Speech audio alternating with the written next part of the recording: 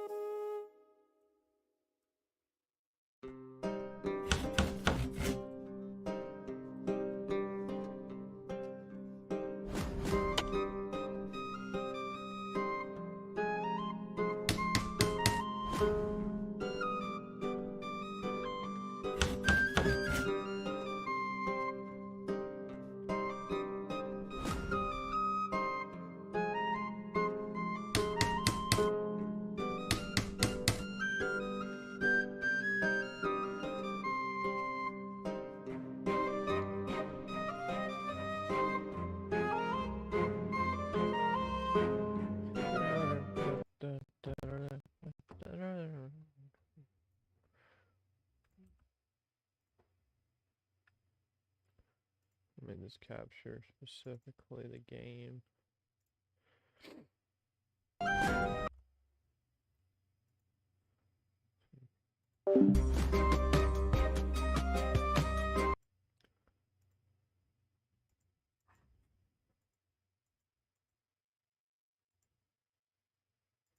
Alright, bro.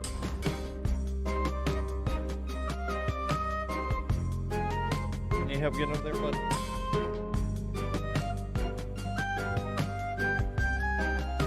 Doesn't want to stay in here.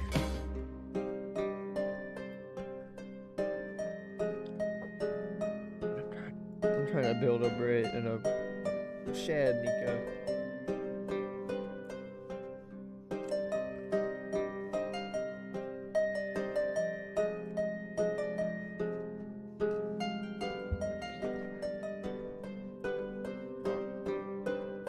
Can I go back to building my shed more? Open the bed.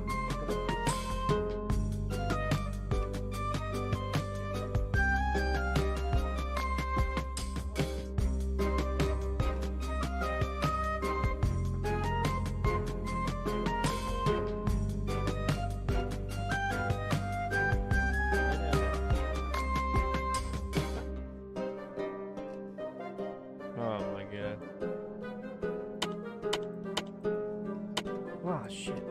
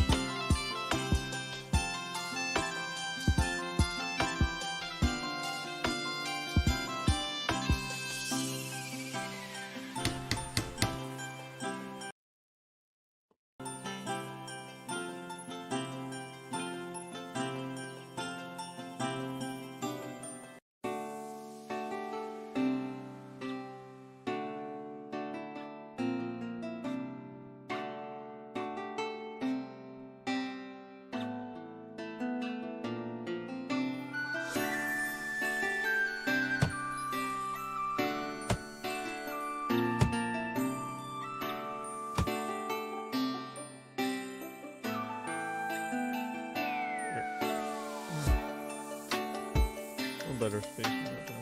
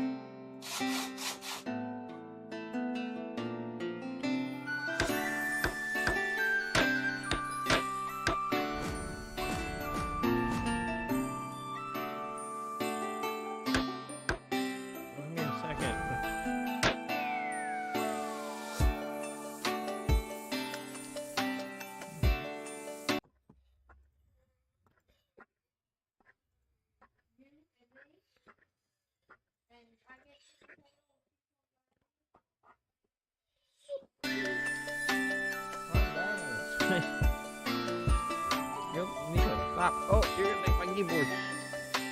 Go lay down. Go lay, Nico.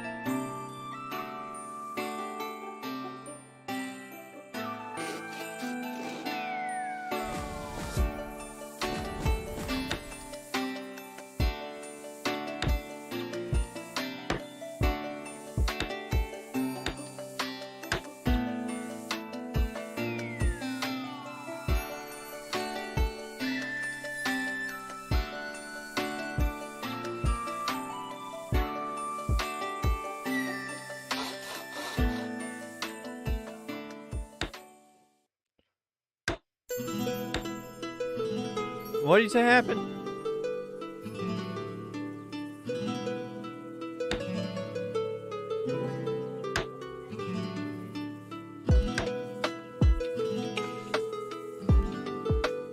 Lane sent more shit.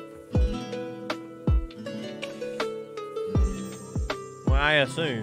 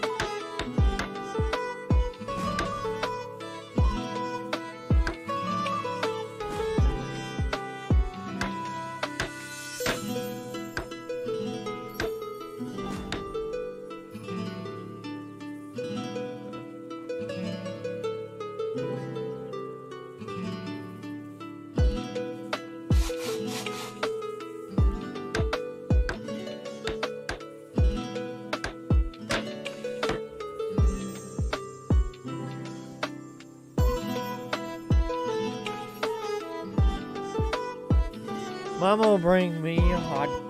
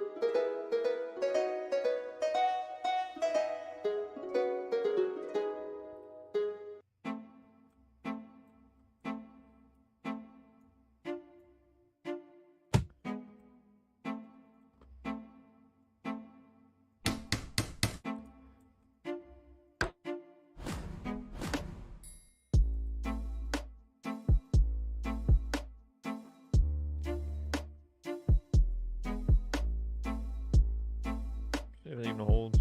Yeah, it took a long time just to.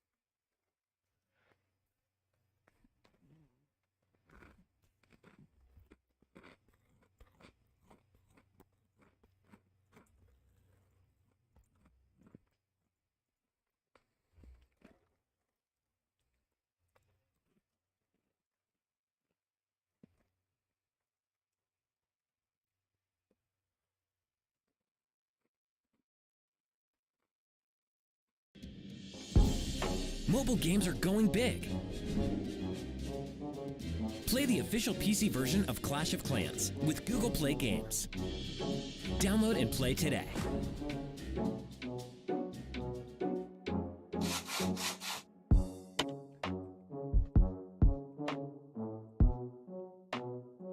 You don't get into the security business without a love of true crime pulsing through your veins.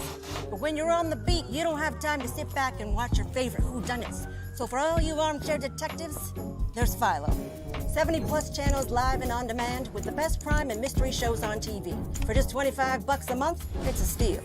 But if I catch you stealing anything else, you'd better be ready to outrun my trusty steed. Good luck.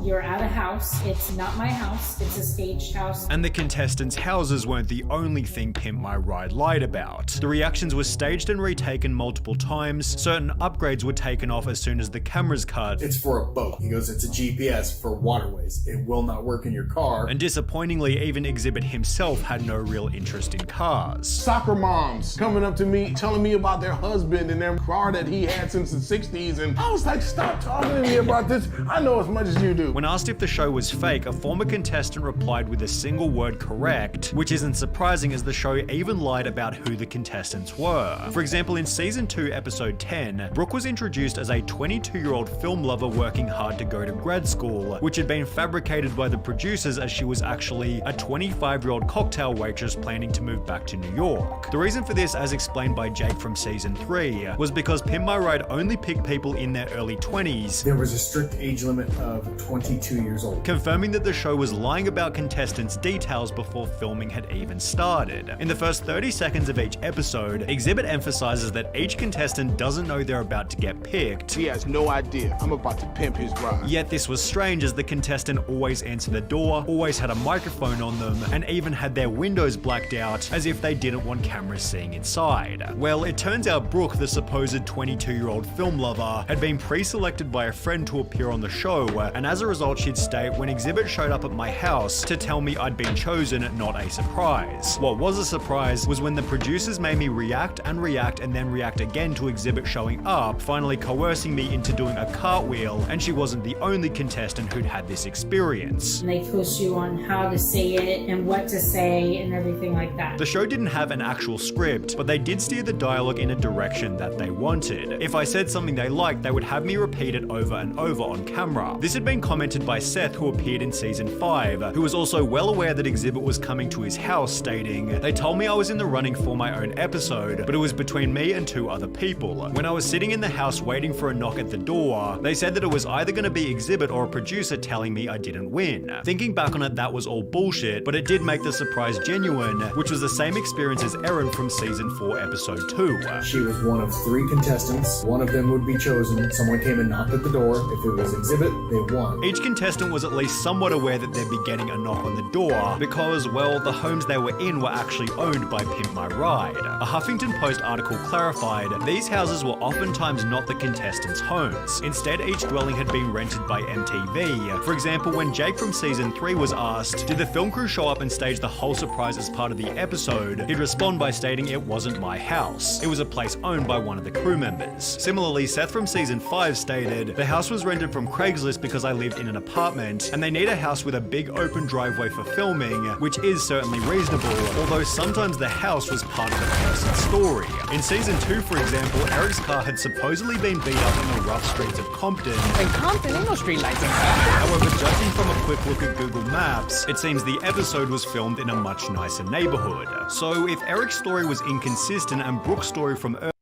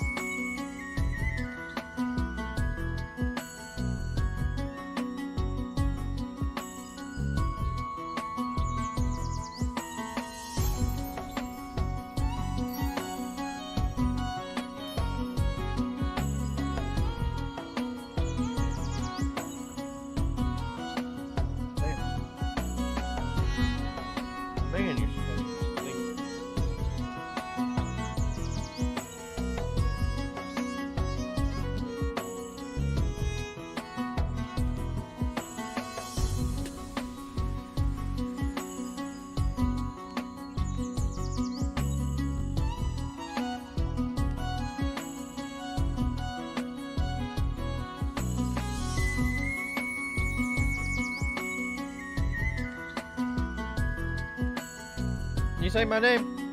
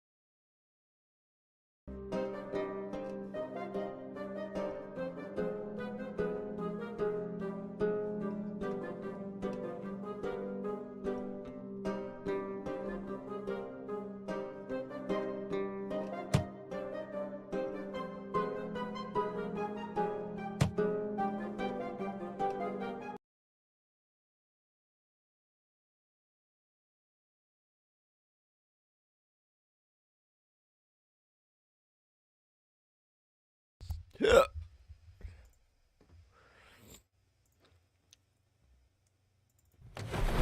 They're coming straight.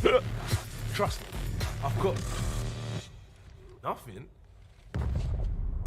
story from earlier was downright fabricated, then who else's stories were exaggerated for the sake of the show? Well, it seems pretty much all of them. In season 3, Jake's Buick had been bought from his grandma who smoked, and as a result the show threw an extra few dozen cigarette butts in the car to make her just look like a totally disgusting person. On top of this, the show interviewed Jake's girlfriend toward the start of the episode, yet MTV apparently questioned me having a girlfriend and suggested I dump her because it was better for my desperate dude with a shit car image. A producer later responded by stating, "Why would we want a kid to break up with his girlfriend? How would that have helped the show?" So while Jake's claim about his girlfriend was somewhat questionable, the cigarette story was confirmed by Seth, who had a similar experience. "I know I'm fat, but they went the extra mile to make me look extra fat by telling the world that I kept candy all over my seat and floor just in case I got hungry." However, it seems the fakest story was Justin's in season 6. His front bumper had supposedly fallen off in a car crash. Here is the result of a 3-car pileup right here. Although according to a 2010 tweet, my friend Justin was on Pimp My Ride. On TV, he said his RAV4 was involved in a 3-car crash. No, it wasn't, dude beat his car up with a bat. The same user then clarified, what he told me was that MTV suggested to him that he and his friend should do more damage to the car, which was confirmed by Justin himself, who'd add, "Yes, they removed my front bumper, used aircraft remover and enhanced the dent on the side of my car." Whilst introducing the episode, Justin stated, "One of my crazy ex-girlfriends actually threw nail polish on my hood." Although when he was asked why are all your ex-girlfriends so angry, Justin revealed it was just something I made up, while Erin from season 4 was also encouraged to make her car look bad. They asked to leave trash in the car. We went to In-N-Out, and so they told me to leave it in the cup holder, so I did. It seems the only real part of the show's intro was Exhibit's improvised dialogue, because it wasn't scripted. I could say whatever I want to say. And when Exhibit drove the car to the shop, Exhibit did actually take the cars and drive them away, with the exception of a few that were too broken down, and then they made it look like he did. Although this segment created even more problems. Most people believe that PMR takes the car and gives it back in like a week or something. That's what I thought was going to happen too, but in actuality they took my car for roughly 7 months, being a massive inconvenience for some of the show's contestants. And they make it look like they're moving really, really fast, but in reality,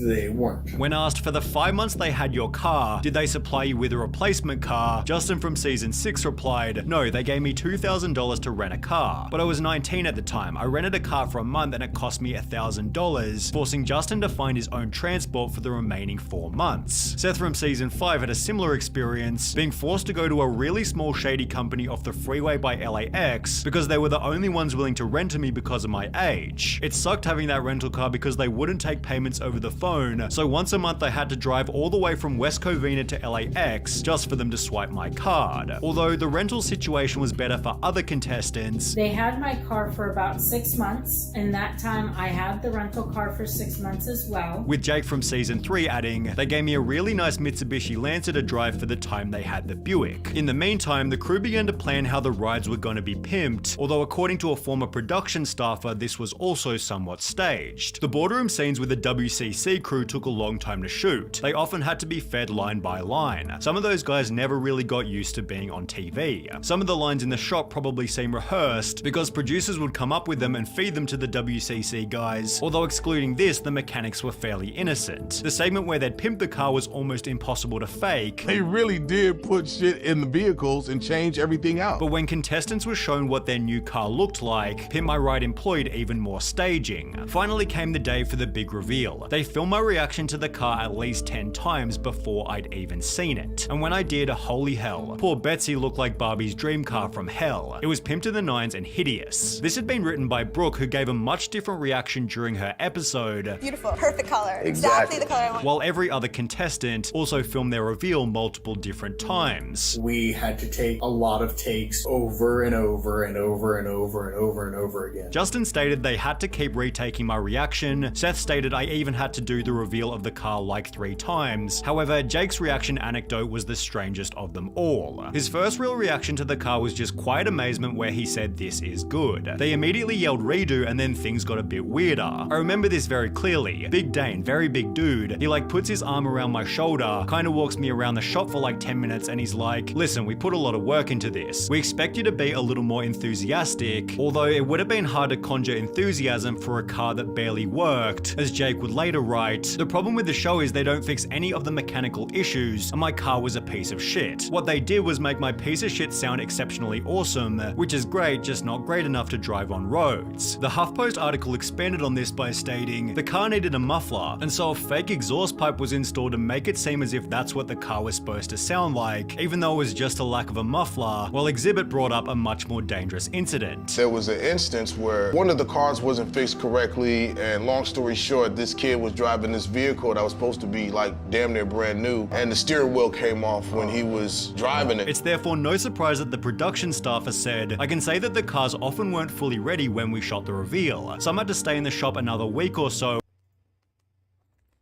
to get finished before the kids got them back, especially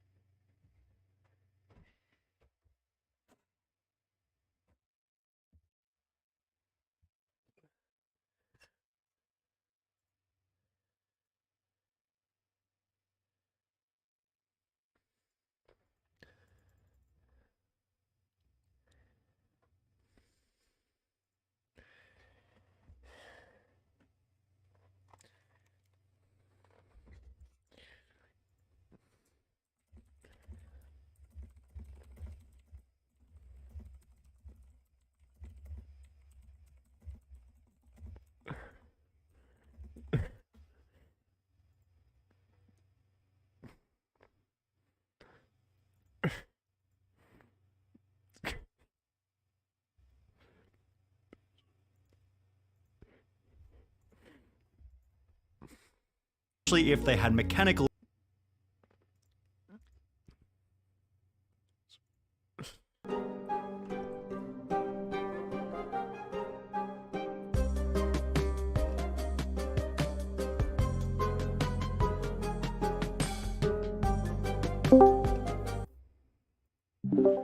Which one of my pookies joined? Nobody joined. Hello. Who fucking joined and left?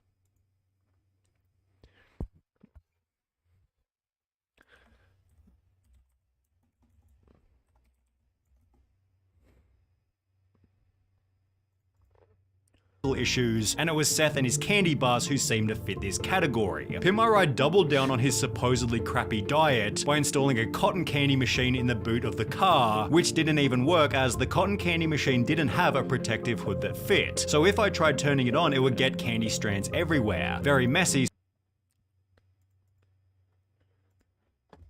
So I never used it again after the shoot.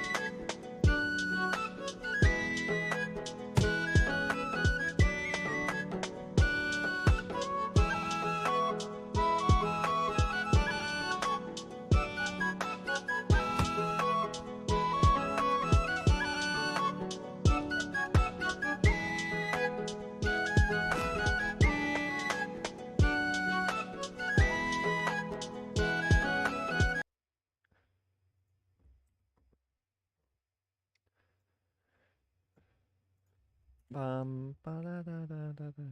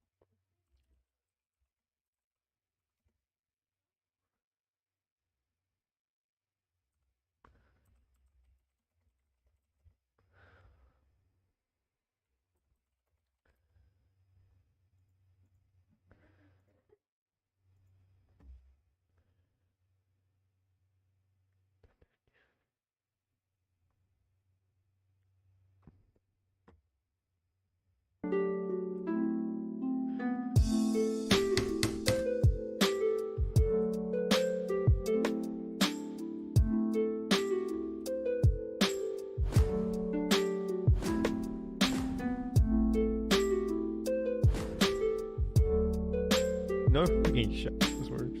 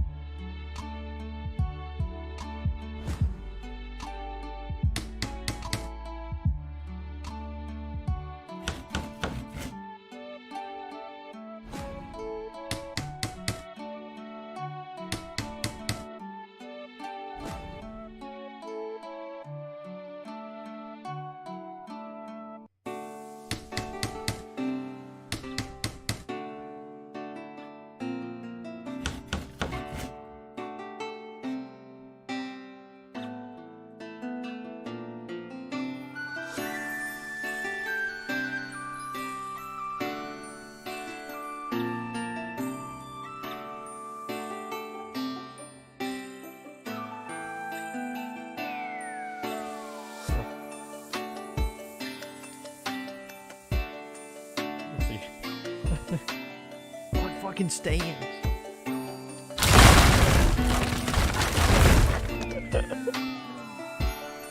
Does not work well, though.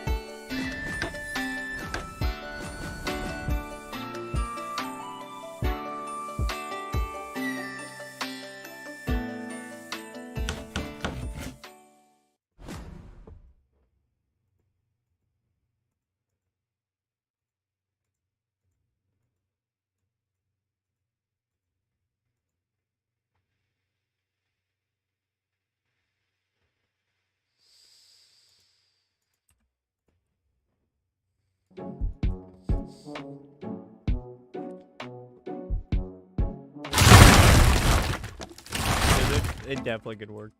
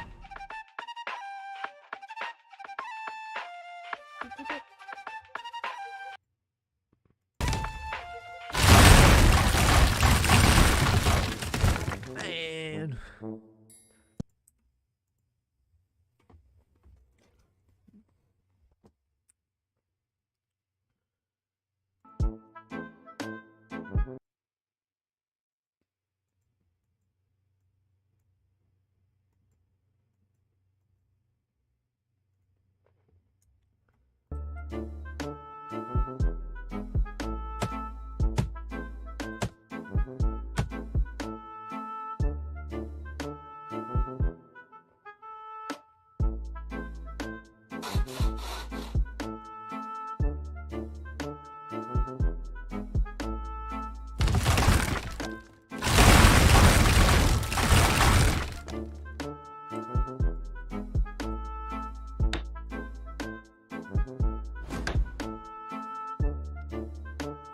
the fuck did it fall so far?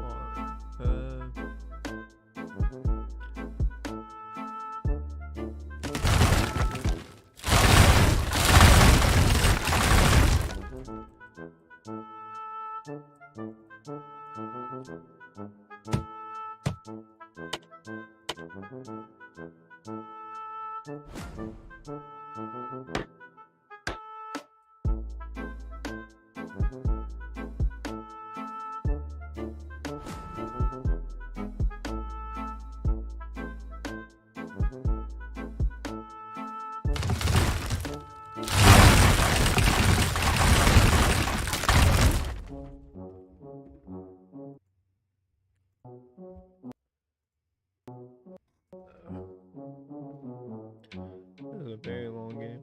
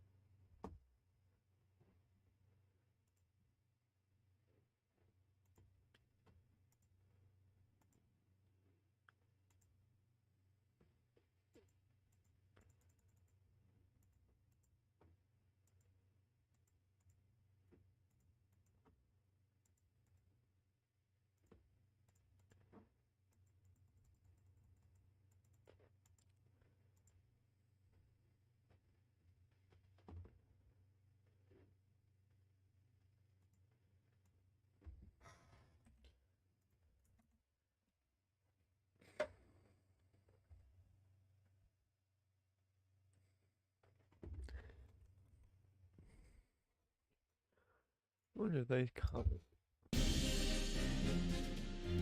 Mobile games are going big. Clash.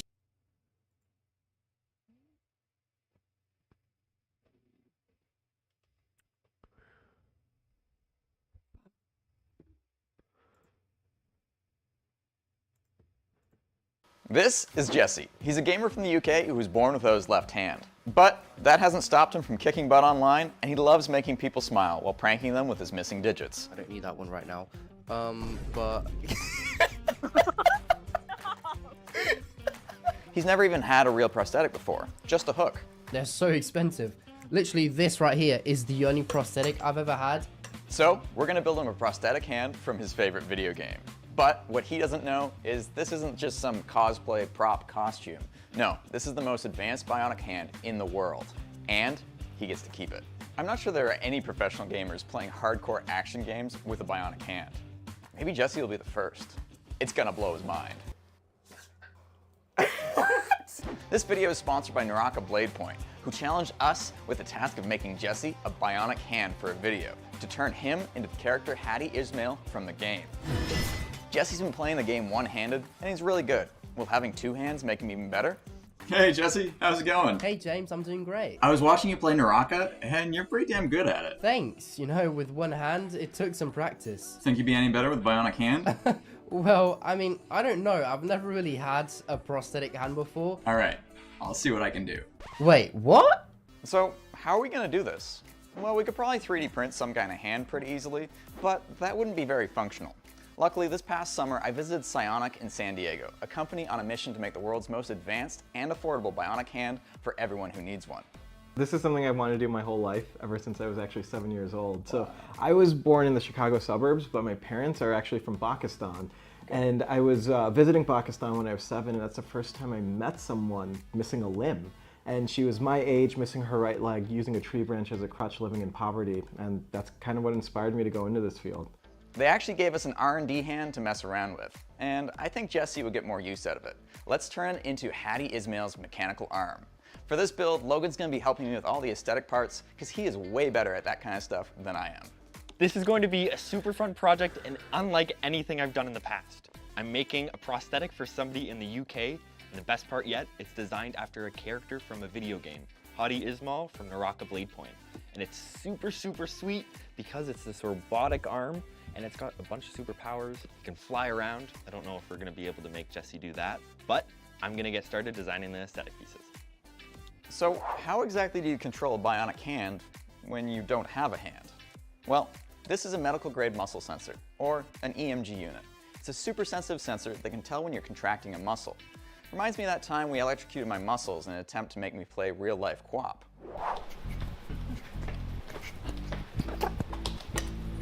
You didn't hit space.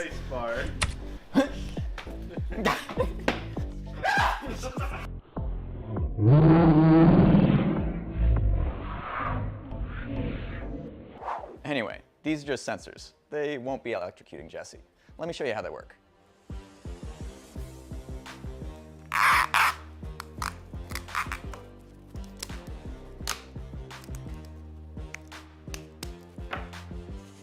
So inside the Psionic app, you can actually see the sensor data. And as you can see, we got a pretty flat line because I'm not flexing right now, but if I go like this, you can see that it's picking up the fact that I'm flexing.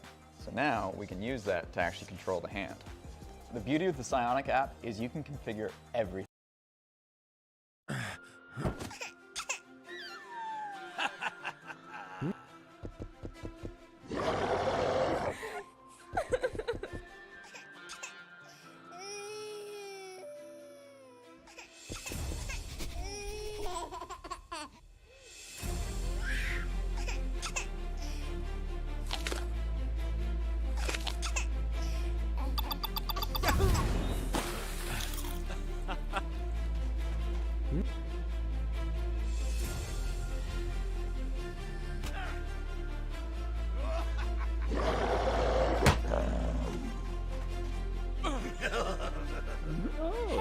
Time to break the Lenovo seal. Wait, is this a map? I just shorted the crap out of it. This thing doesn't have genitals. 400 FPS? The fan went full speed like... This is Jesse. He's a...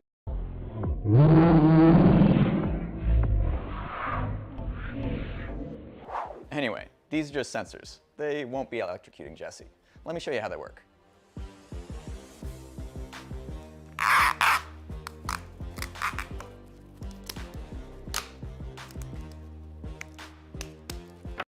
User, hand, scan, found, connected. My headphones don't even connect that fast. And that is pretty gnarly. We should be getting that 3D model of Jesse's arm today, so we can start on making that attachment to hook up the wrist to the rest of the arm. We were working with prosthesis.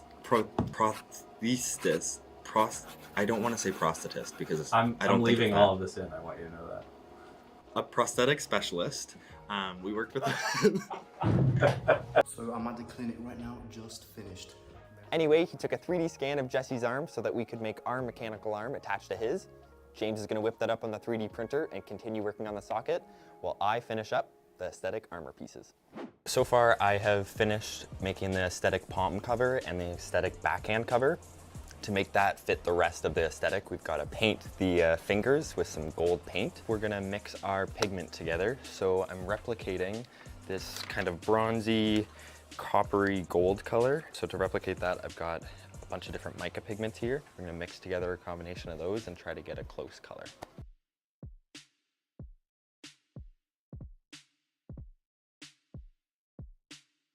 So I finished up all the aesthetic outer pieces in Blender, and then I'm going to print those on our Bamboo Labs printers out of PLA. So now that we have all the pieces printed, we can get to sanding, gluing, and painting them.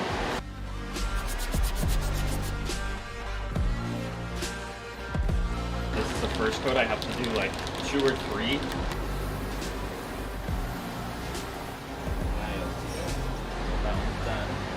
So with all of the little aesthetic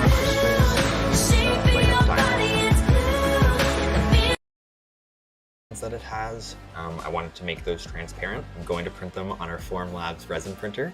And we are going to dye them with some alcohol inks so then we can get them to the colors that they are on the arm.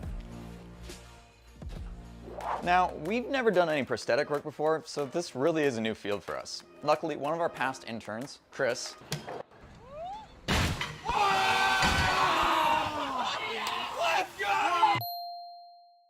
just had an internship at Psionic last summer and is super familiar with the ability hand. He's also never designed a socket. But hopefully with our combined skills, we're up for the challenge. And since he's back in town for engineering school, we brought him in to lend us a hand. Now, he came up with a pretty slick arm piece design that the hand attaches to, and we'll be able to fit it onto Jesse's arm to make it look extra cool. So I printed it out on our Pantheon 3D printer in carbon fiber PET G plastic. Ooh, that looks nice. Now, using the carbon copy of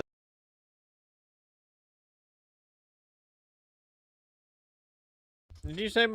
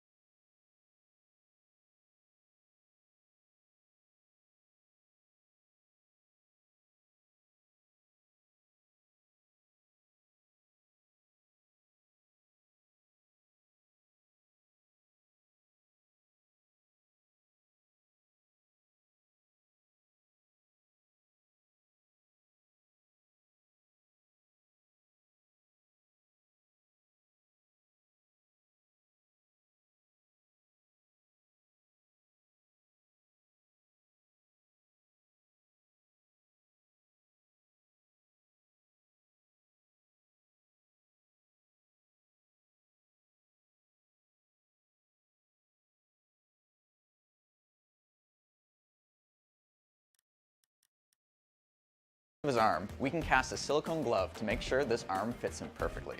Let's see how Logan's getting on with the armor.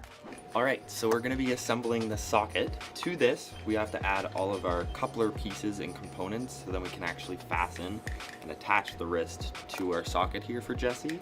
So to do that, we're gonna need to install this little coupler ring, which we got sent by Psionic. We can do a test fit with the hand here just to make sure it fully fits in and sits in. Hear that snap? It did. There you go. This little coaxial plug, which allows our controller box here to talk to all of the different joints and components inside of the hand. And then we'll also need to install the battery in here.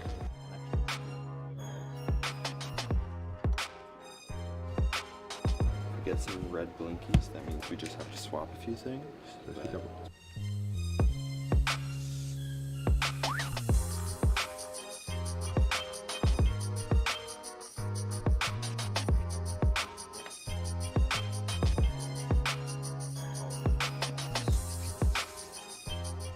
Made this mold up for an inner socket little silicone piece, and I had an inner mold piece of his left arm here, and then I casted that in a Smooth-On Dragon Skin 20 silicone, so it's got some flexibility to it, and then it will be extra comfortable for him.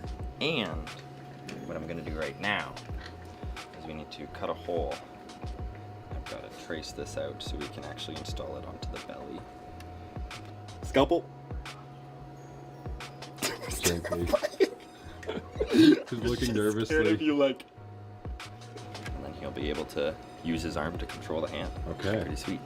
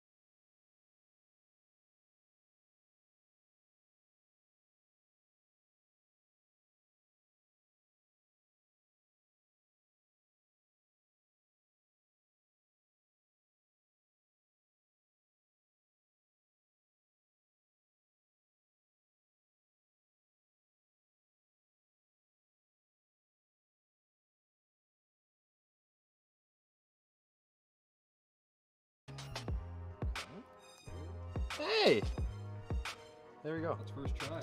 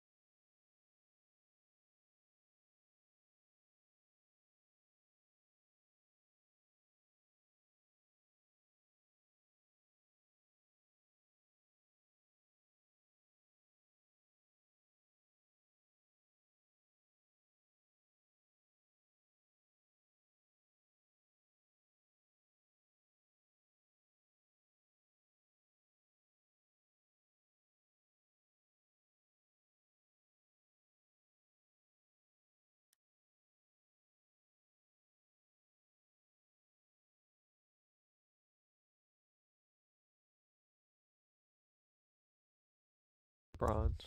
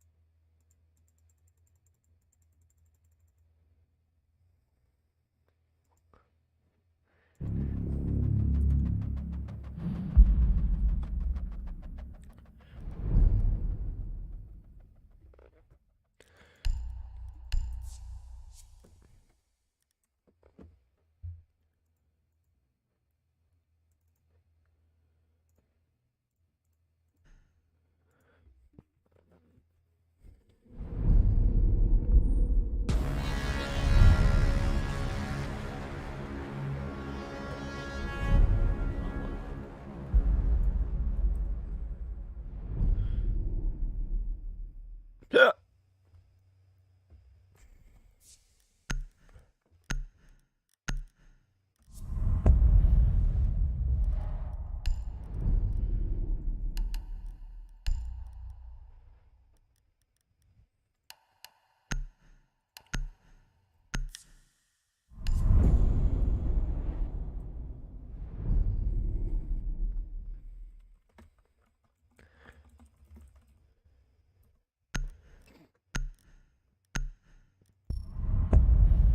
Skyscraper. Holy fuck, brother. Ugh. It sucks already.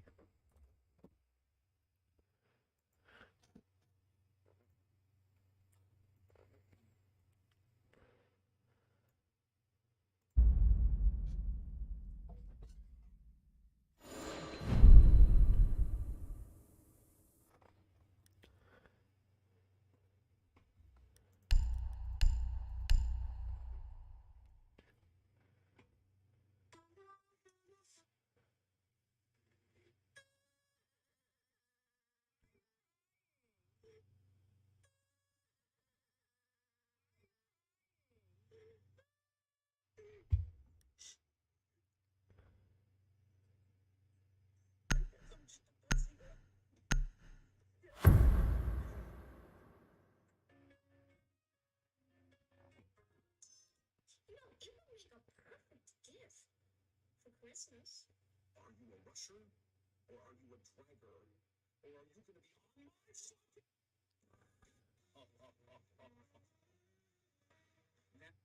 As hard as it is being single. This upload every time I get to Speechify. This is Maria Backkids.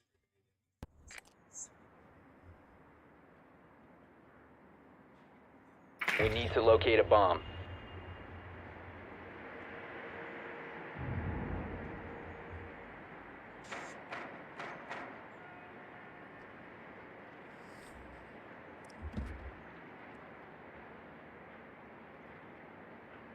Drone has located a bomb.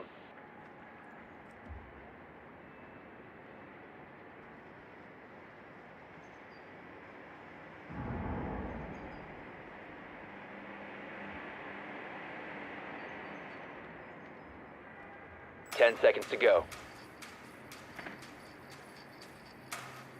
5 seconds to go. You found a bomb. Make your way to its location and defuse it.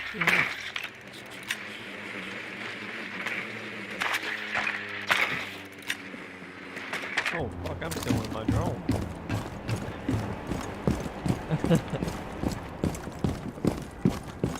Gamma sequence activated.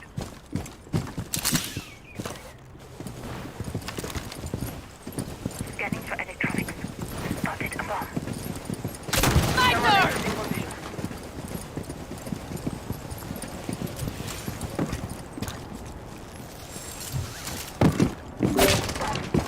diffuser is no longer in your possession.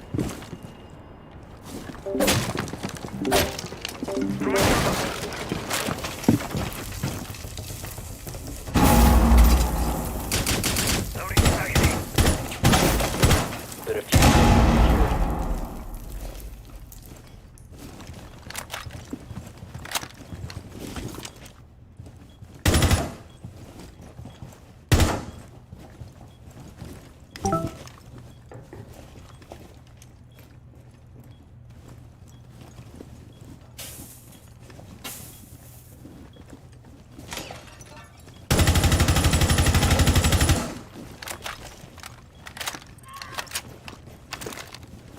Action time!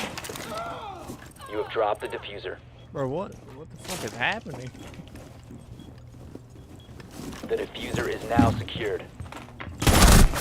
Oh, that's super bad.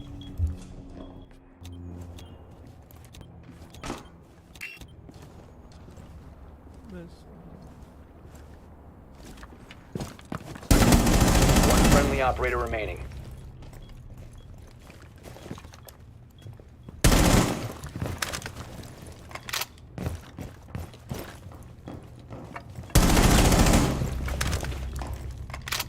Solus was like 75.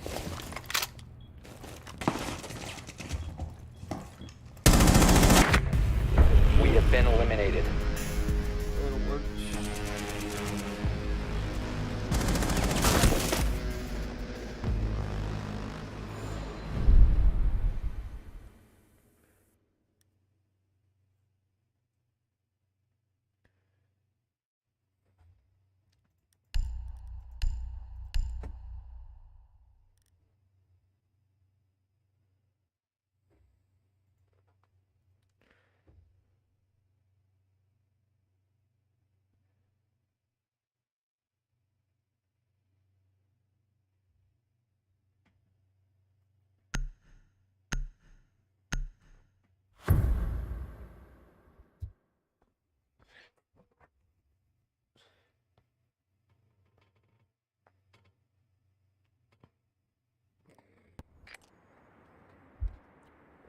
We need to locate a bomb.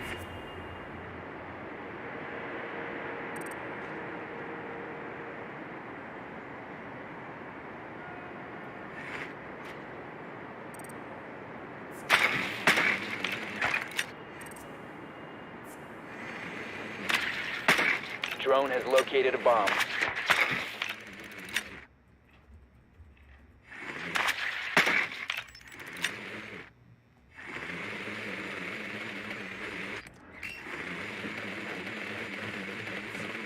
Seconds to insertion.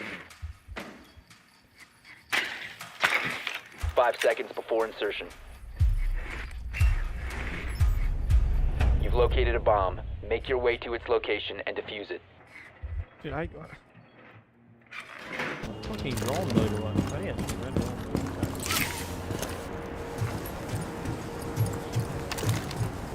Swapping back.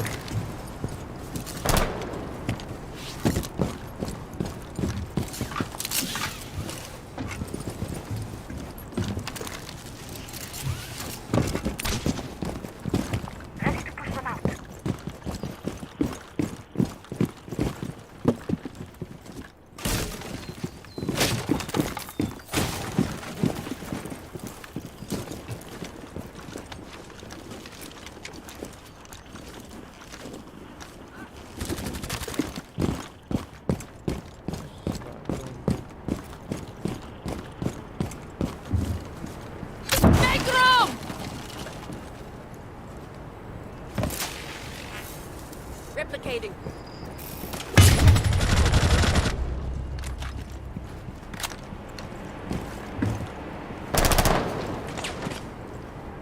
Swapping mags.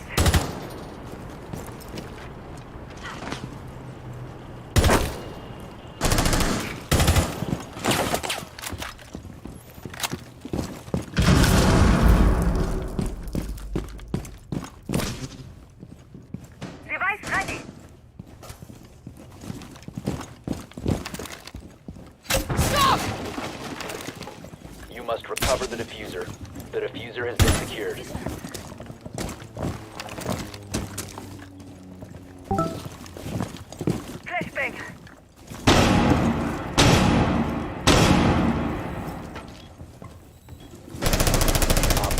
Last operator standing.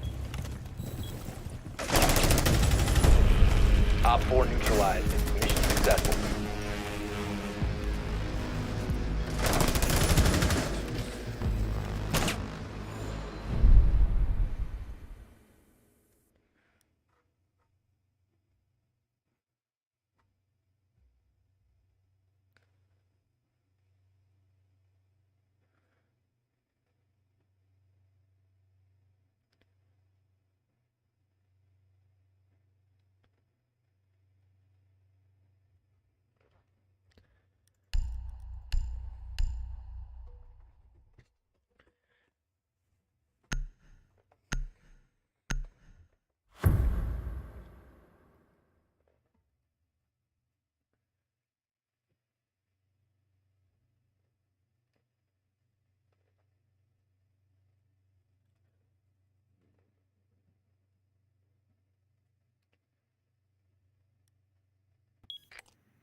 Get. Need to use your drone to locate a bomb.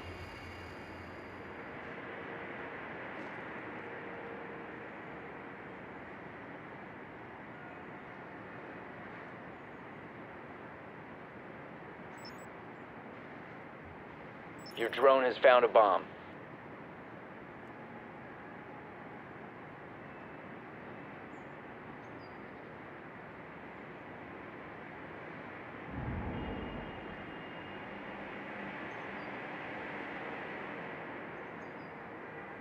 Ten seconds before insertion.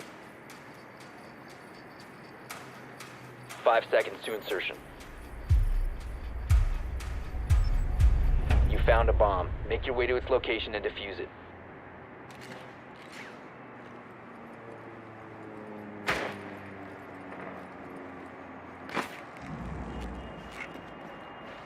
Reloading.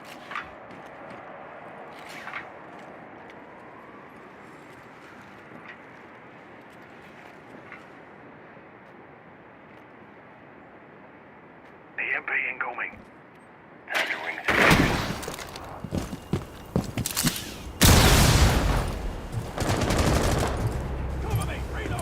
Drone active. I'm calling a meeting.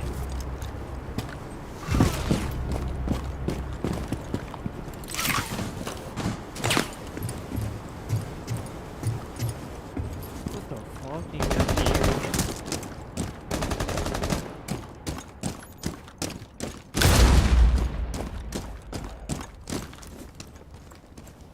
Deploying code.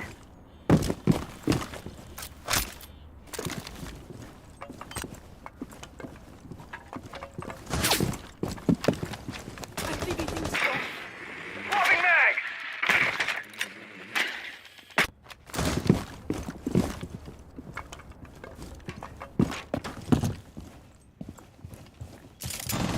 You must recover the diffuser.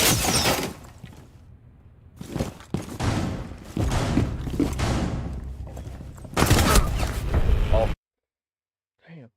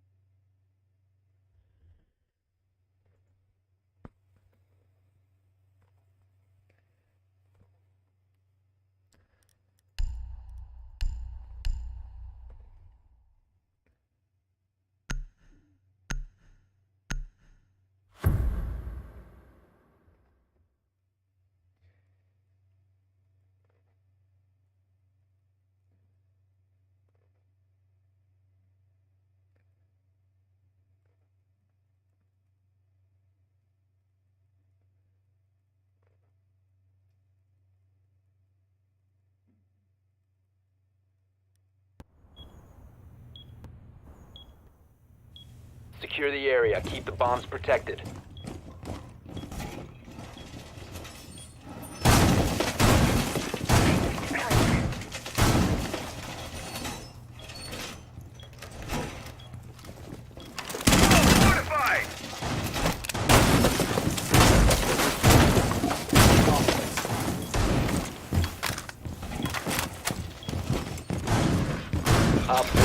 located a bomb. Make your defenses accordingly.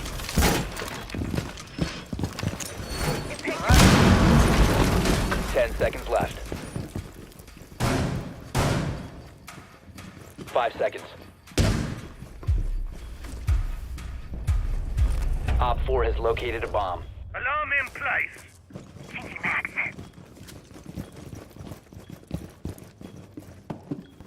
Placing alarm.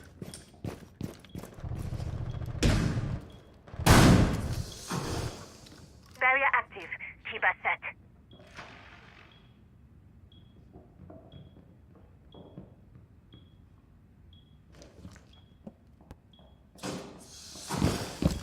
Chiba deployed. We have some time.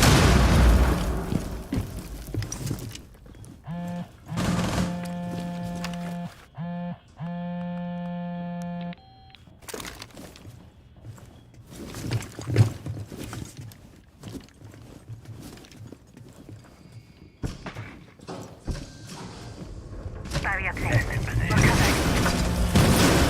A mass of beauties in position!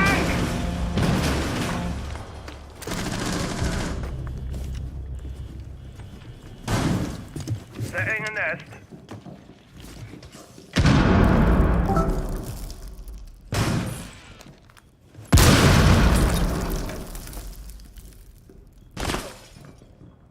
Laid a nest.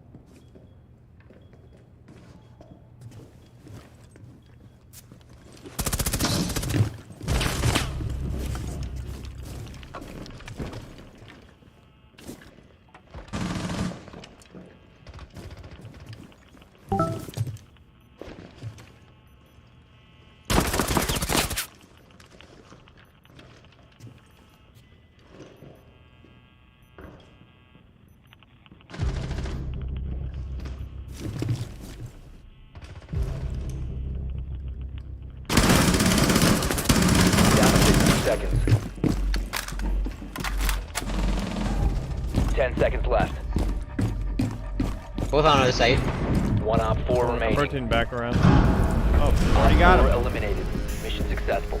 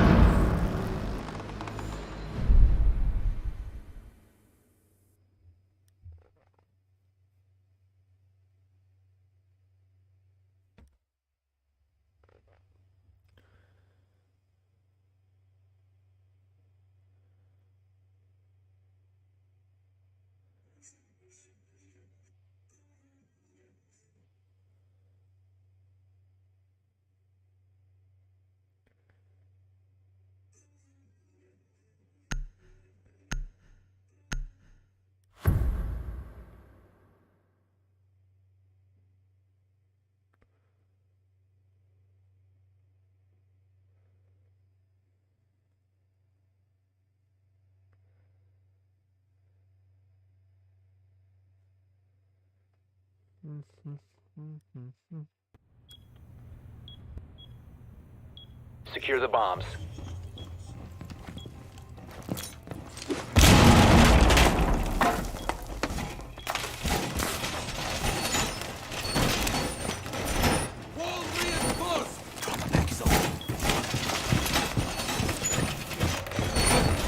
Wall reinforced! Be advised, a bomb location has been compromised. Activating jammer.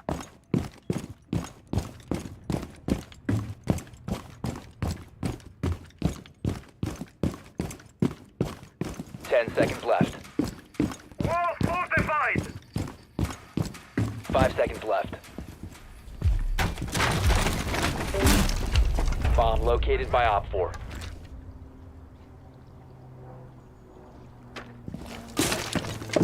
Your location has been compromised.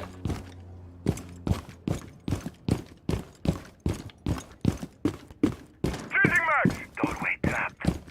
Stay clear of blast zone. EDD mounted. Let them come. Ready.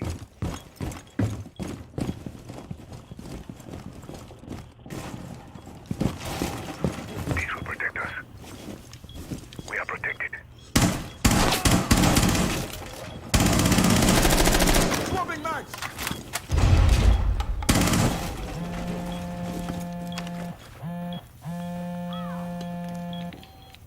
Loading! Move your ass!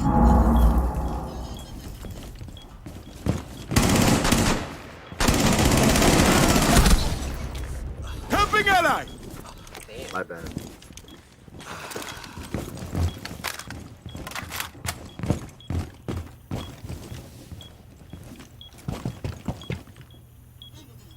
Bolstering our defenses. Defenses reloading!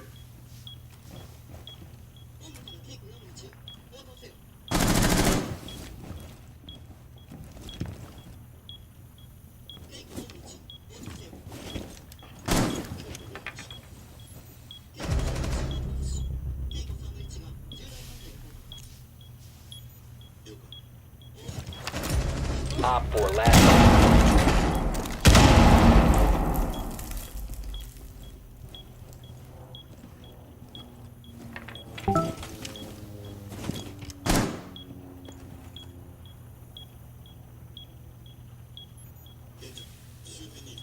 One more Capcan.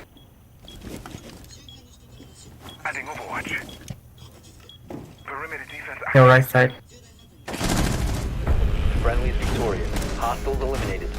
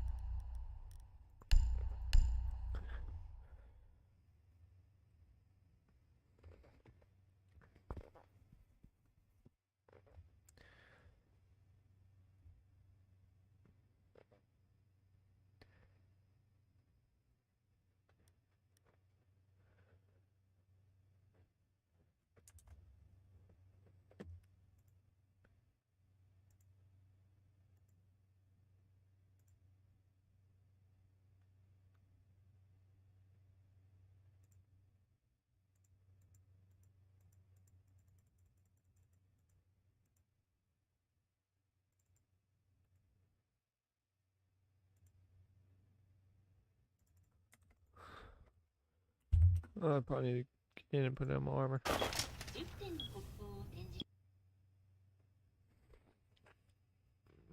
My shit. I'm trying to get back in the game. It won't tab back in. Oh, there we go.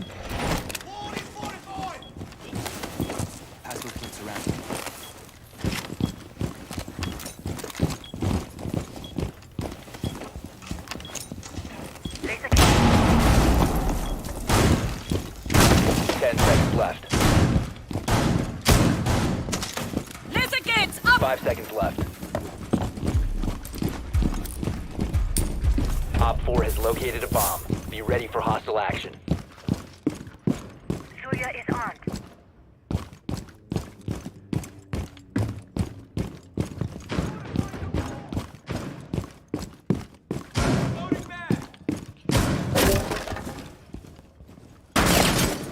Mother.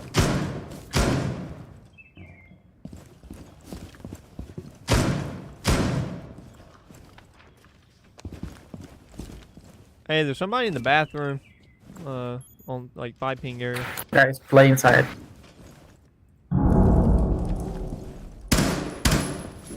Nuh-uh.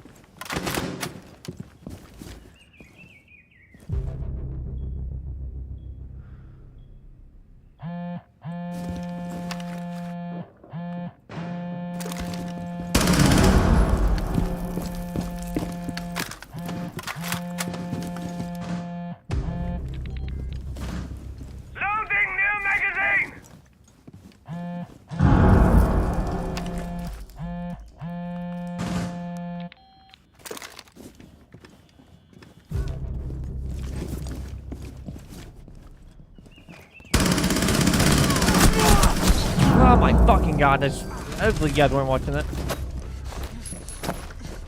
One friendly operator remaining. Buck's low, one's down.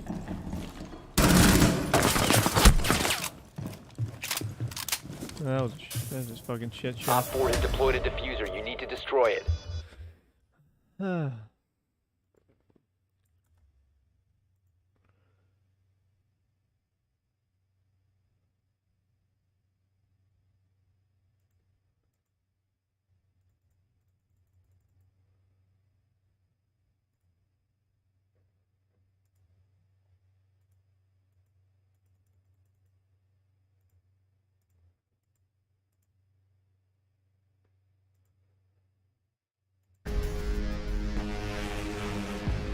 All friendlies were eliminated.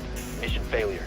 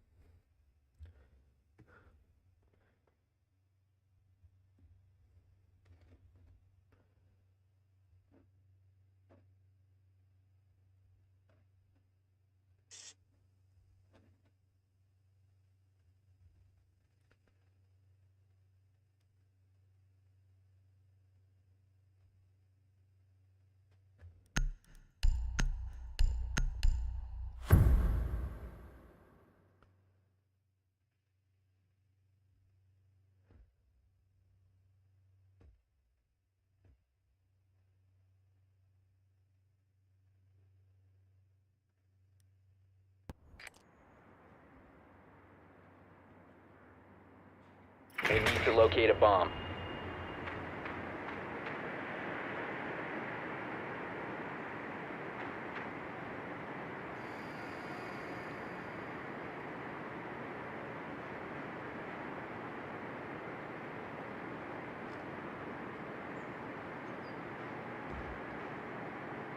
Be advised, your drone has located a bomb.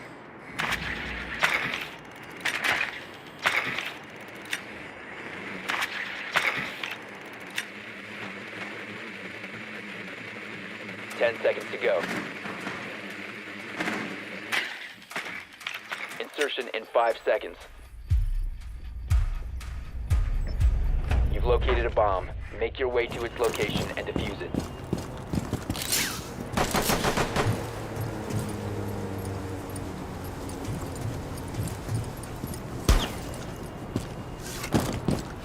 Changing mags.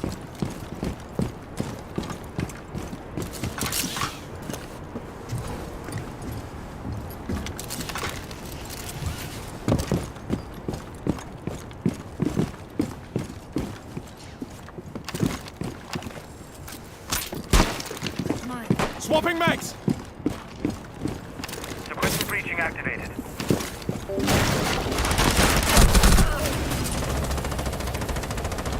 Changing mags! Dude, how the fuck are these idiots? Oh my fucking god. Reloading!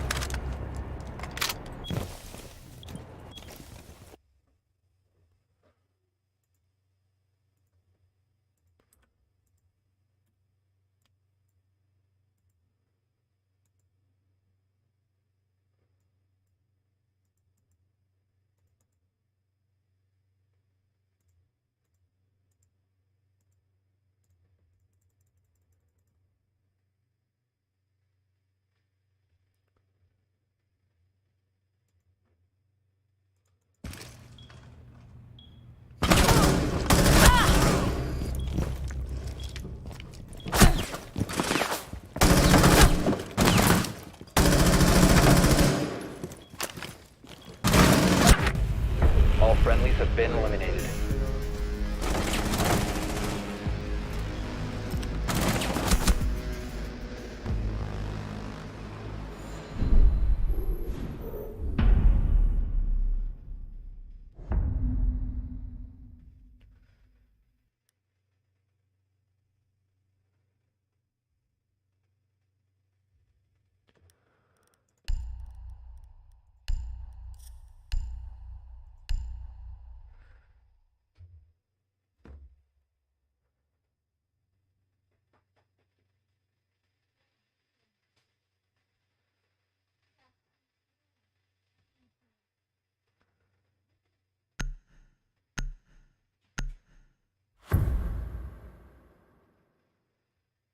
this is a full frame camera, and this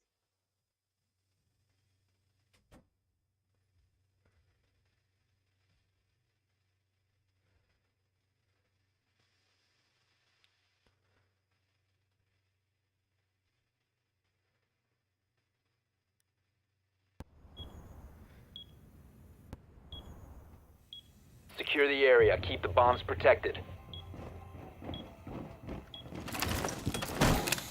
Device prime. Keep an eye on door. Setting trauma pack here.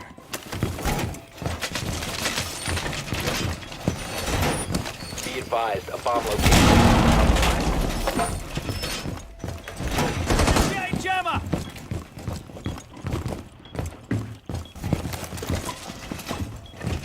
Jammer initiated. Ambush set. Stay clear. Device prime. Down to 10 seconds. 5 seconds left. Corner set. Op 4 has located a bomb. Get ready to engage. Station in position.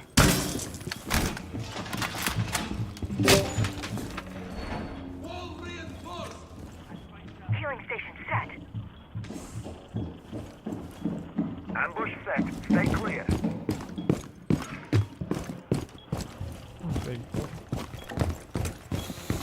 Doorway trapped. Stay clear.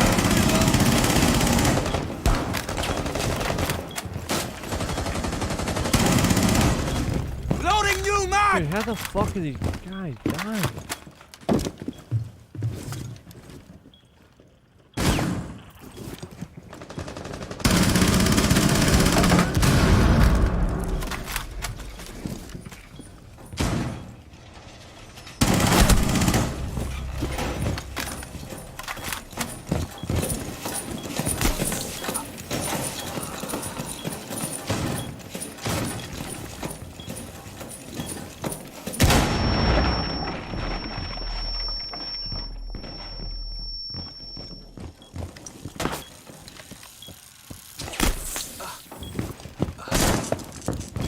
Watch out.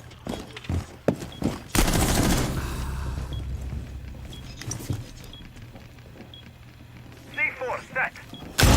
Op 4, last stop standing.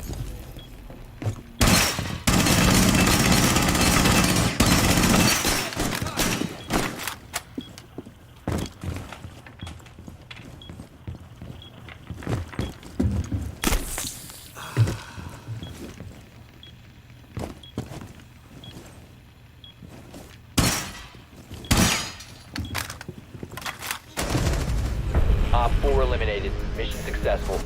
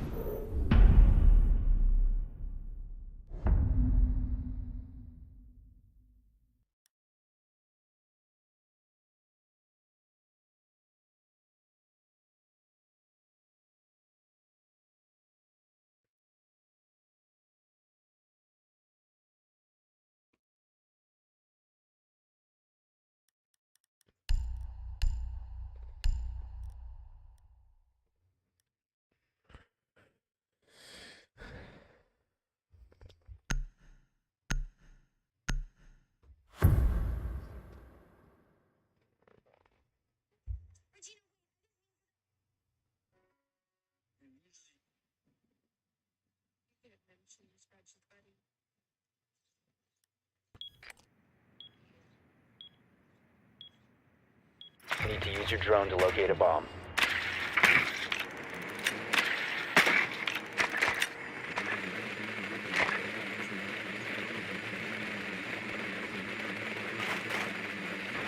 Your drone has found a bomb.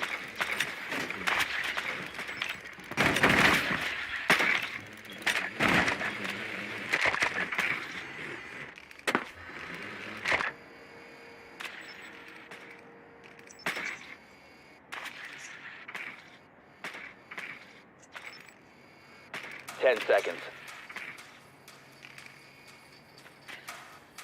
5 seconds to insertion. You found a bomb. Make your way to its location and defuse it.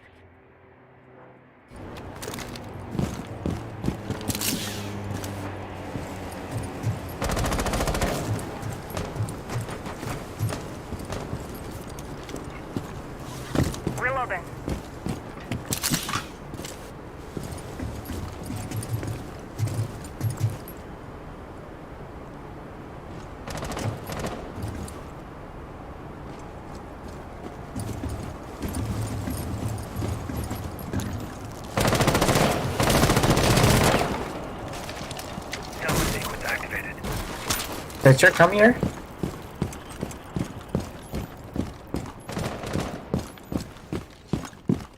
Clear the blast area! Tossing EMP grenade. Hello there! Deploy talent shield. Stop! Lights out. Reloaded! EMP incoming. Reload!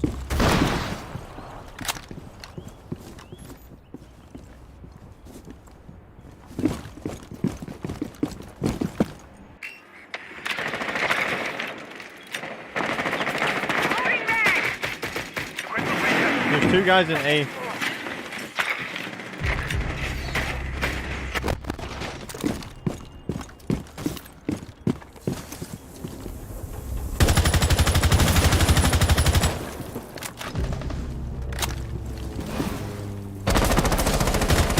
One out 4. Loading you back!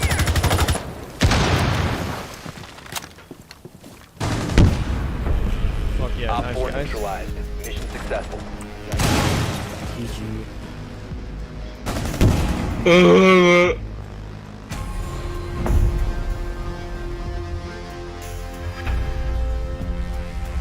good.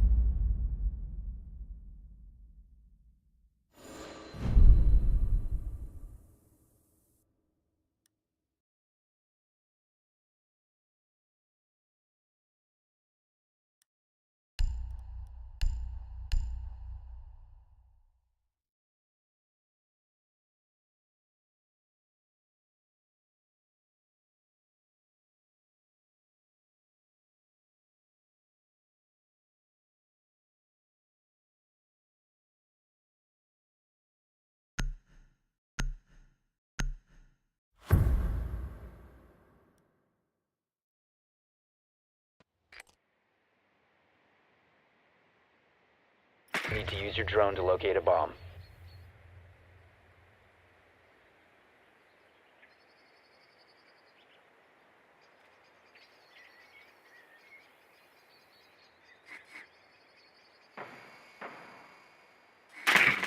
Your drone has found a bomb.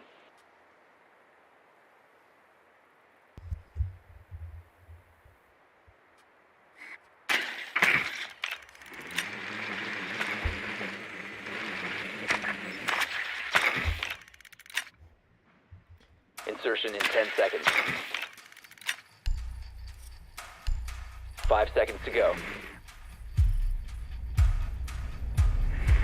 Proceed to bomb's location and defuse it. Tango located. First floor.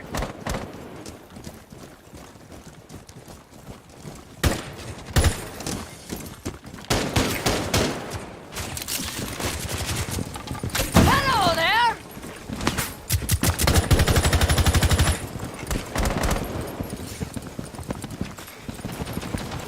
First deployed.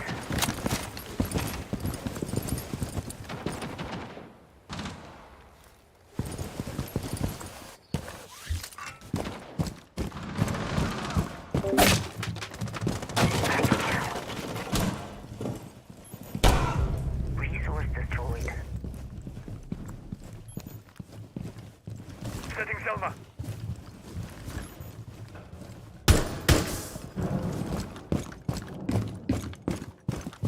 I'm reloading.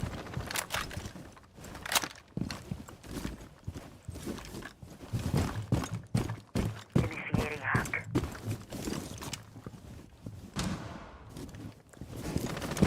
Changing back.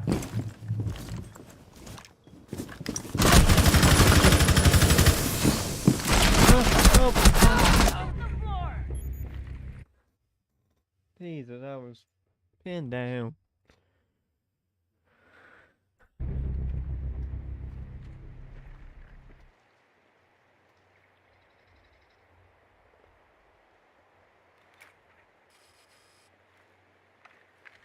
Clutch deployed.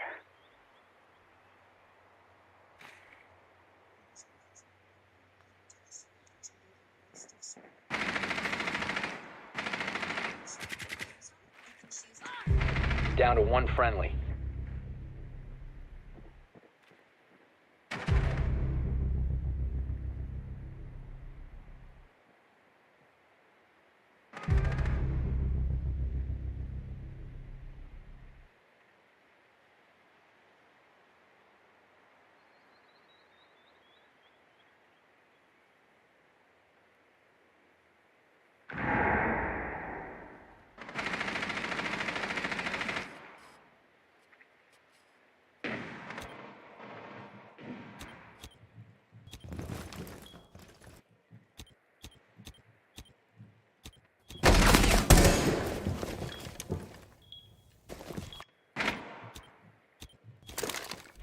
Seconds remaining. 10 seconds. The diffuser is no longer in your possession. Op 4 eliminated all friendlies.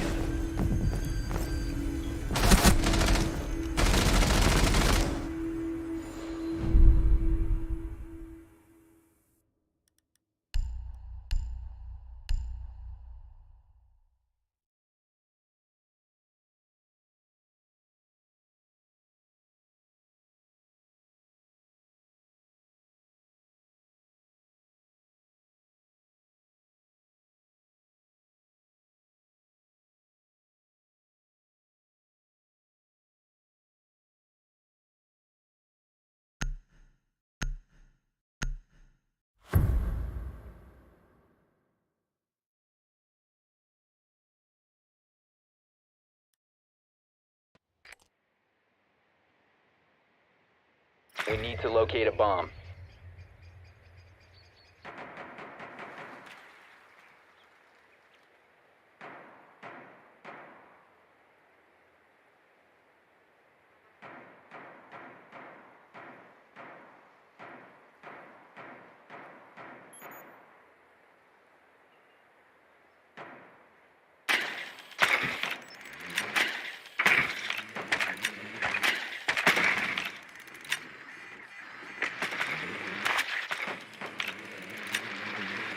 10 seconds before insertion.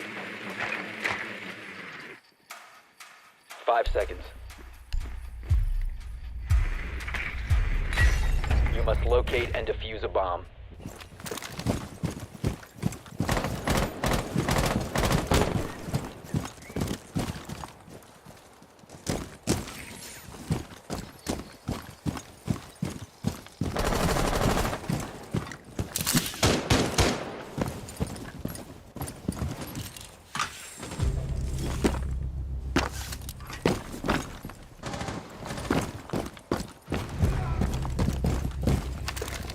Hello there! Loading new mag.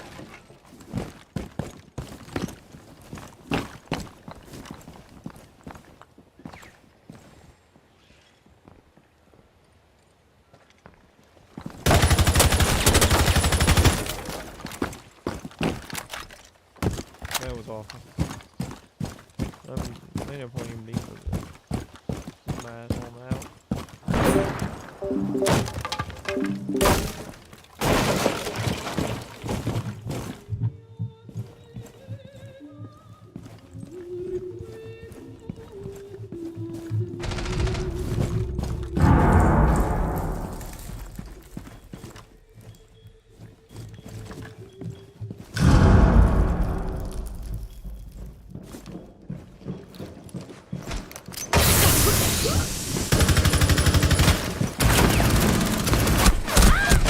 Down to one friend. Dude, the whole fucking team was there.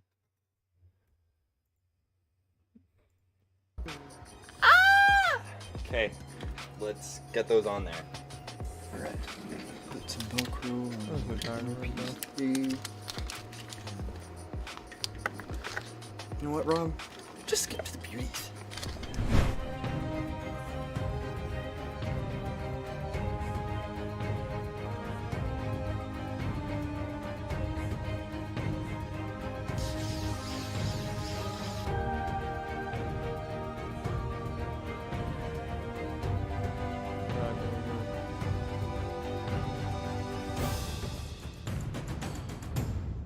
All right, James.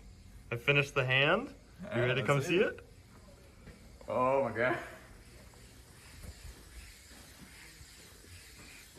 What do you think? Dope. Jesse's gonna love this. That looks incredible. Nice work with the paint and the gems. Thanks, man. Look at this. Ready? Oh, no Blue way. too. Just have to finish Now installing I them just on have the to cup. figure out how to get this through customs at the airport. Oh. We need to locate a bomb. So the X-ray machine didn't even flag the hand. Kind of surprised. Surprisingly, no one at the airport even raised an eyebrow at my extra hand, and I was across the pond to Dolly Old England. Once I landed, it was a Your 2-hour drone has Uber ride found to a bomb. Jesse's, so I caught up on some of his latest videos. I can't wait to see his reaction when he tries out the hand. Alright, Jesse, so, got a little upgrade for you. I saw the wooden hand. Yeah. Thought I could use something a bit more in the 21st century. Okay, perfect. I'm Ready? ready for it, yes. Insertion in 10 seconds. Oh my god. Alright. I'm so ready to put 5 this on. seconds. So we've got all the plastic pieces to... You've located a bomb. Make your way to its location For and now, defuse it. just take them off so we can show you the actual core hand. I'm gonna try sliding Sliding right. through here. Wait. Okay. Alright. Yeah, just trying to get the elbow.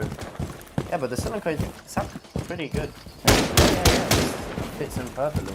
The diffuser is no longer in I'm possession. used to the elbow being more inside. Now if we double tap it.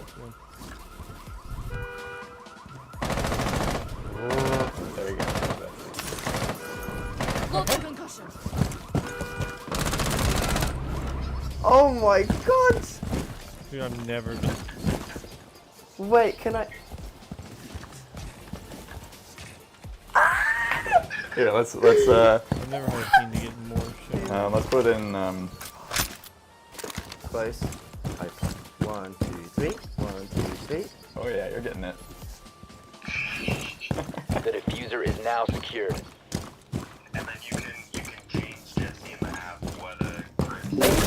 You must recover the diffuser. There you go. Alright, I'm gonna grab the other hand with. Oh, wait. I'm gonna put it here. Let it balance. Oh my god! I just picked up my wooden hand with an actual hand on my left arm. What? And now? Friendly, last operator standing. Oh my. Oh. So it takes some practice, but it's pretty light. It's possible they catch. Really? Wait. But my reaction has to be. You gotta calibrate in your head. Yeah. But is that the first time you caught something? Yes! Yes! Ah, I messed it. Wait.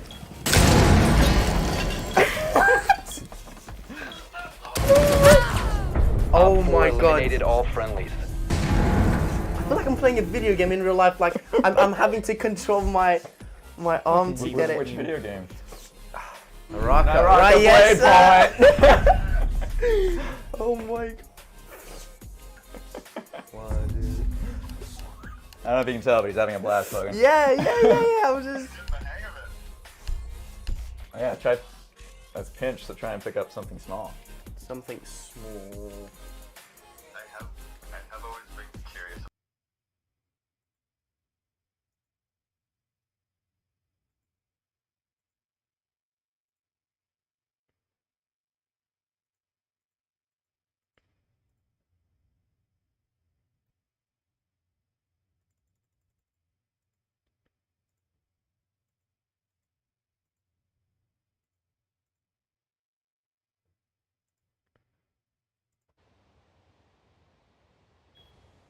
Secure the area. Keep the bombs protected.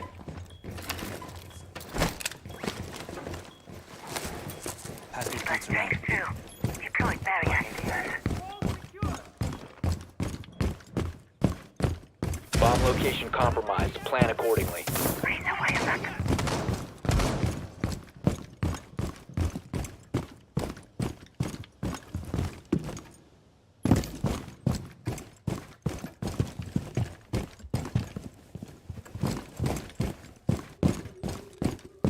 Time to 10 seconds left.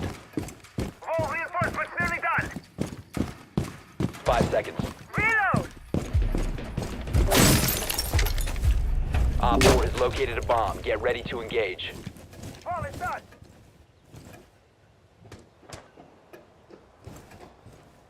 ADS up and running. This shitty is calling. Changing mags. Thought I could see more than I can.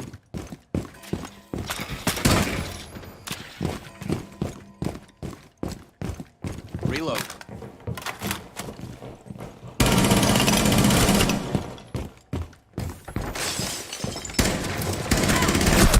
Shoot him.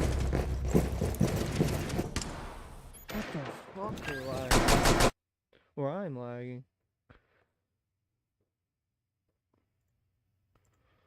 I was ready for this game to be over.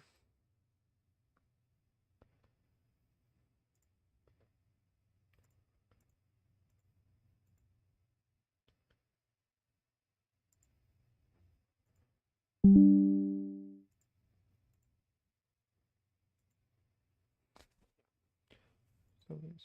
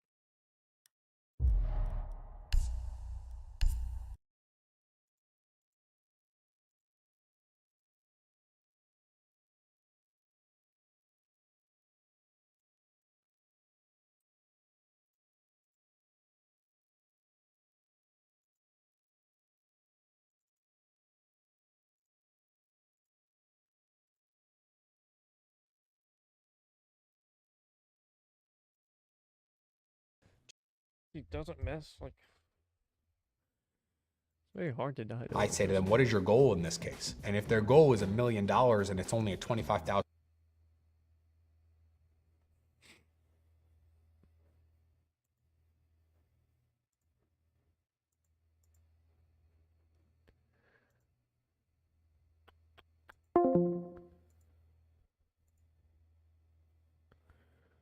Bum bum bum. Ba da da da da.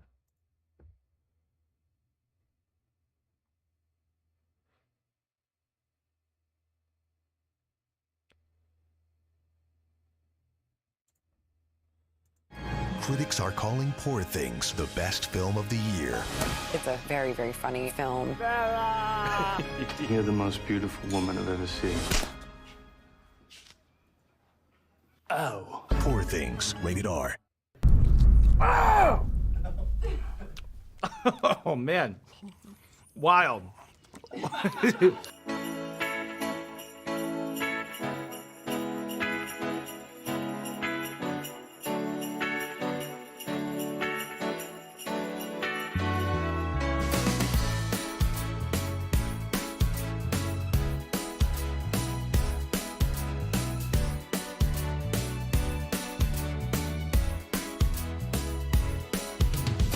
Hey, what's going on, and happy holidays, Hot Ones fans. This is Sean Evans coming at you from the cozy Hot Ones cabin located high in the snow-tipped mountains of Midtown Manhattan for our third annual Hot Ones holiday extravaganza. We have an amazing show planned for you. We have Chili Klaus, who flew in from Denmark. He's gonna be in the kitchen with Esther Choi, cooking something up, Heat Eater style, and be sharing a set with Steve-O. He has a brand new special out now called Steve-O's Bucket List, a showcase of Stunts Team 2 Extreme for television. The unrated special is available on steveo.com, and don't forget Steve-O's hot sauce for your butthole, and it's near perfect 5-star rating on Amazon. Those 6,000 plus reviewers can't be wrong, Steve-O. Welcome back to Hot Ones. That's darn right, man. You do an intro like no other.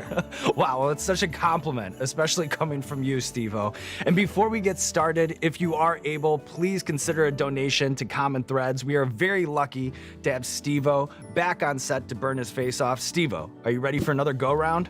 The reason I'm here, I'm well aware, is because I've delivered what we call holy shit moments. Many over the course of this show. Yeah, and I was thinking, how can I top myself? Uh-oh. I did come up with an idea that's so fucking absurd. I'm pretty sure it's not gonna happen, but we'll get to that later. All right, you're gonna surprise me here at the end. Once again, I'm just holding on tight to the Steve-O train wherever it goes. Yeah, that's what we do, man.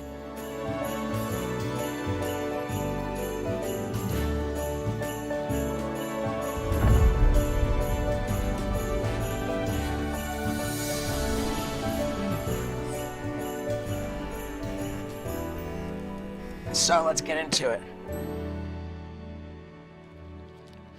Nothing like super hot wings on an empty stomach. It's a pain I know all too well. I've been there before. Yep. It might call for Steve-O's butt wipes for your butthole. Available at steveo.com. I tell you, these are the best butt wipes in the business. You know, I'd love to see the Steve-O empire just grow and grow and grow over here.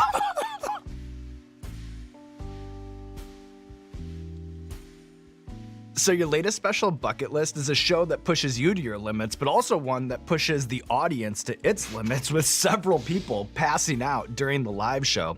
Is that a problem that you anticipated while planning out the Bucket List tour, or is it a phenomenon that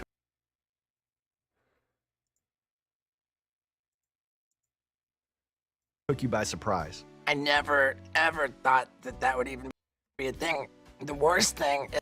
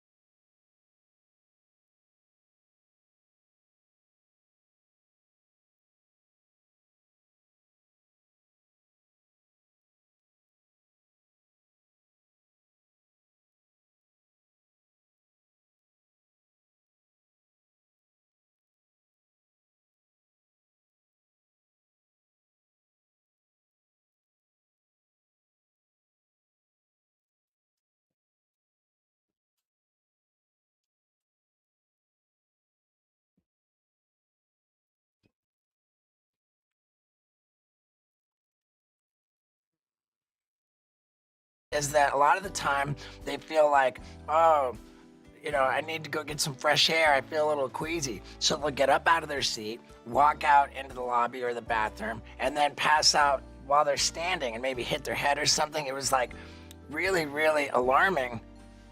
And I never wanted that to happen. But if I'm honest, kind of proud that it did. The opening sequence with Bill Burr in the helicopter is as compelling as anything that I've ever seen, like an action movie sequence. Were there any unexpected challenges in a stunt like that requires so much coordination and so many moving parts? I invested in a large amount of balsa wood to create a special billboard, which we designed, and I was gonna crash through it while dangling from this rope ladder, you know, from the helicopter. But the wind didn't work. Fortunately, we had electrical wires to crash me through instead. Dropping from a rope ladder attached to a helicopter in like the air onto the roof of a moving tour bus was utterly terrifying. Totally sketchy. On the topic of utterly terrifying, you know, the most distressing scene for me was when you're injected with that drug that's supposed to paralyze you from the waist down, and then it started to creep into your upper body, which you were warned was like a major problem. Is that the most genuinely terrified you've ever been on camera? Or is there another event that holds the crown? Big time. I'm sitting there on the ground, I'm like, I can't breathe. And I'm thinking I'm just gonna die on the ground in this field, like with this medical professional in disguise. Everybody's going to jail and I'm gonna be dead. Right. You know, like, for me to say I'm having trouble breathing was like very difficult. I was legitimately having trouble breathing in enough air to say, I'm having trouble breathing. It was the most scared I've been maybe ever on camera.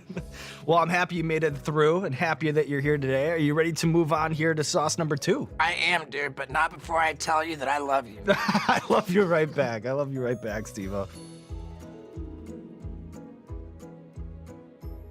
The good news today, only 5 wings. The bad news is it's a pretty steep ramp up.